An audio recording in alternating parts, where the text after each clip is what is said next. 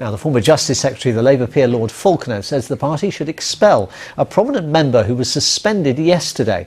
Peter Willsman is accused of saying the Israeli embassy was almost certainly behind complaints of anti-Semitism.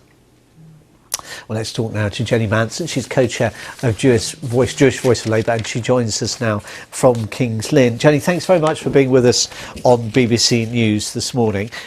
You've heard the different criticisms that have been made of Pete Willsman. What's your response to that? Well, my response, if I may, to what Lord Falconer said is part of my response to what Pete Willsman might have said.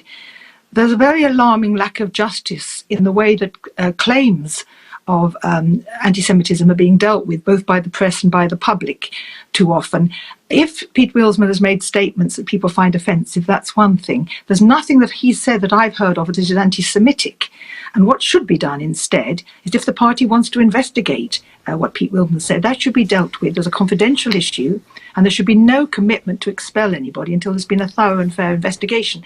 As to that particular comment, or perhaps you want to ask me about that in a minute, about Israel, we know that Israel has been involved to some extent in British politics because of the film made by Al Jazeera in 2016, shown in early 17, called The Lobby. But that's not unusual. Governments interfere the whole time in other countries' politics. But it's not anti-Semitic to make that claim.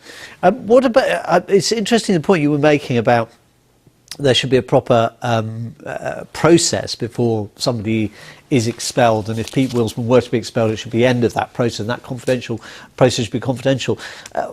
What explanations, on the basis of that, do you give them for the decision to expel Alistair Campbell earlier this week? Because that doesn't appear to have been a kind of open, transparent process. That's interesting. My guess is that he leaked that story, so it was confidential. That's a very simple and straightforward rule in the Labour Party rule book. You are not supposed to campaign for other political parties. A friend of mine found himself expelled because he'd nominated a Green candidate in a local authority. This is an absolute standard Labour Party, and I'm sure Conservative and Liberal Democratic Party rule that you can't campaign for another party.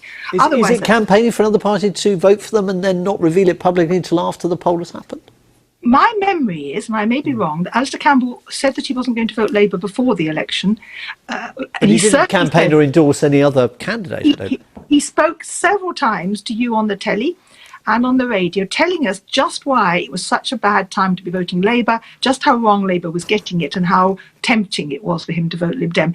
Again, I might be wrong, but that's my memory. And I think that's what Jeremy Corbyn said yesterday in defence of the expulsion. I think it's called auto-exclusion. You can't do that. And if he did it, that's an expellable, auto-exclusable. Jenny Manson, just very briefly then, in your judgment, unless some new information comes out, there aren't grounds to expel Pete Willsman? I haven't heard the film, which, by the way, was leaked. How many months? It was a confidential conversation. This seems to be the habit at the moment of people trying to brand the Labour Party anti-Semitic in January. From what I've heard so far, what he has done is criticised the involvement of the Israeli embassy, which we know about because of the lobby, in Labour Party politics. At party conference in 2016, they were there. We know they were there. People influenced by that embassy's decision to try and disrupt the Labour Party.